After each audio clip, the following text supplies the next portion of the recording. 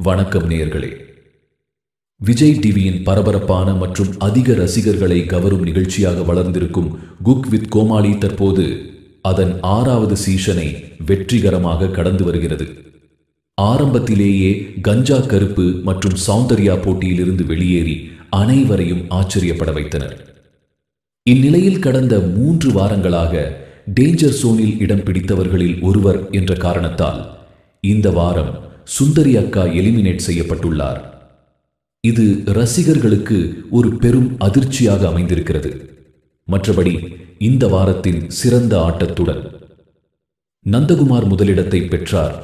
லட்சுமி ராமகிருஷ்ணன் 2ஆம் இடத்தில், ஷபானா மற்றும் மதுமிதா 3ஆம் இடத்தில் இணைந்து, பிரியா ராமன் 4ஆம் இடம், உமைர் 5ஆம் இடம் பிடித்துள்ளனர். மீண்டும் டேஞ்சர் சோனில் ராஜு மற்றும் சுந்தரி அக்கா ஆகியோர் இடம் பிடித்தனர்.